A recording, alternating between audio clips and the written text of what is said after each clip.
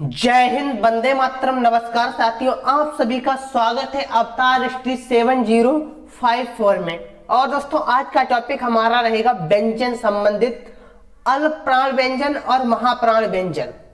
यह हमारा टॉपिक रहेगा। दोस्तों, उच्चारण के अनुसार व्यंजनों को दो भागों में बांटा गया। अब दोस्तों, हम टॉपिक की बात करते हैं। इसमें टॉपिक में क्या है, उच्चारण के अनुसार व्यंजनों को दो भागों में बांटा गया है। इतनी बात क्लियर हो गई। कितने भागों में दोस्तों? दो भागों में बांटा गया। भाई, हमारे दो भाग कौन कौन से? अल्प प्राण व्यंजन और दोस्तों महाप्राण व्यंजन, दो भाग है। अब दोस्तों, पहले हम अल्प प्राण जान लेते हैं। अल्प प्राण का मतलब क्या होता है? अल्प, पहले दोस्तों जानेंगे अल्प। अल्प, ये अल्प प्राण है, दो से मिलकर बना है, अल्प और प्राण। अल्प मीन्स दोस्तों क्या होता है? कम, और प्राण मीन्स वायु। कहने का मतलब है कम वायु। और महाप्राण की बात करते हैं, यह भी हमारा दो से मिलकर बना है, महा और दोस्तों क्या? प्राण। महा मीन्स क्या होता है? अधिक, और प्राण मीन्स वायु, यानी कि कम वायु। कम वायु का मतलब होता है अल्प प्राण, और अधिक वायु का मतलब होता है महाप्राण। इतनी बात आप लोगों को ध्यान रखनी है दोस्तों। जिस समय किसी भी वर्ण को बोलते समय कम वायु निकले तो वह हमारा क्या हो जाएगा? अल्प प्राण। और किसी भी वर्ण को बोलते समय अधिक वायु मुख से निकले तो वह क्या कहलाएगा? महाप्राण। इतनी बात क्लियर हो गई। इसी के साथ आगे बढ़ेंगे।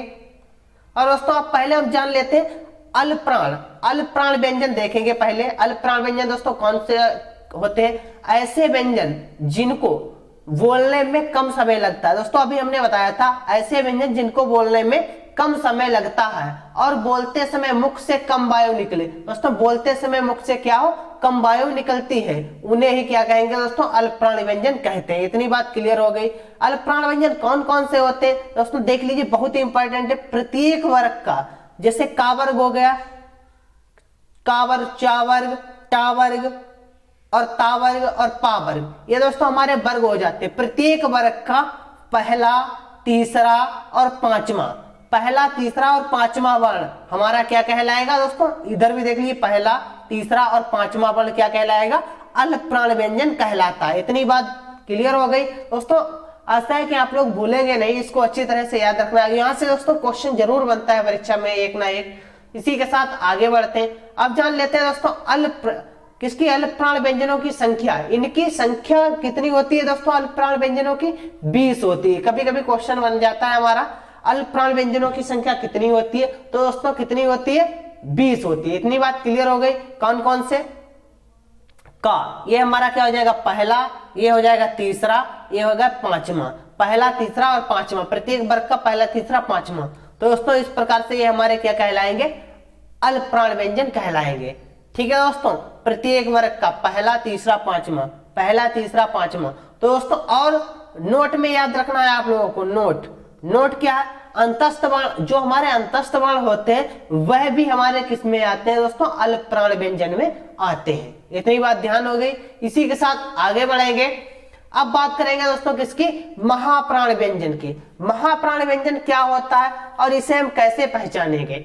ऐसे व्यंजन जिनको बोलने में अधिक क्या दोस्तों? अधिक प्रयत्न या संघर्ष करना पड़ता है और बोलते समय मुख से अधिक वायु निकलती है। जब हम बोलते हैं तो दोस्तों क्या होगा? अधिक वायु निकले तो उन्हें हम क्या कहेंगे? महाप्राण व्यंजन कहते हैं। इतनी बात क्लियर हो गई। इसका भी दोस्तों याद रखना है, प्रत्येक वर्ग का दूसरा और चौथा, क्या दोस्तों? दूसरा और चौथा वर्ण हमारा क्या कहलाएगा? महाप्राण व्यंजन कहलाता है। इतनी बात क्लियर हो गई। अब दोस्तों जान लेते हैं महाप्राण व्यंजन हमारे होते कौन कौन से और इनकी कितनी संख्या होती है। इनकी अगर महाप्राण व्यंजनों की अगर संख्या की बात करते हैं तो कितनी होती है? 15 होती है। महाप्राण व्यंजनों की संख्या कितनी होती है? 15। कौन कौन से? ये हमारा दोस्तों क्या? दूसरा, और ये हमारा है चौथा। तो दोस्तों दूसरा, चौथा, दूसरा, चौथा, इसमें भी था और धा, दूसरा, चौथा, दूसरा, चौथा। एक हमारा दोस्तों क्या होता है? ये भी होता है। तो कितने हो गए दोस्तों? ये हमारे 10, 11 तो इधर हो गए। ठीक है दोस्तों, और बात कर लेते हैं नोट में। जो इंपॉर्टेंट है आप लोगों को अच्छी तरह याद रखना है, ऊष्म, जो हमारे ऊष्म वर्ण होते हैं वह भी हमारे किस में आते हैं? महाप्राण व्यंजन में आते हैं। जब दोस्तों इनको बोलते हैं तो क्या होगा? अधिक संघर्ष होता है, अधिक संघर्ष पड़ता है। सा सा सा और हा।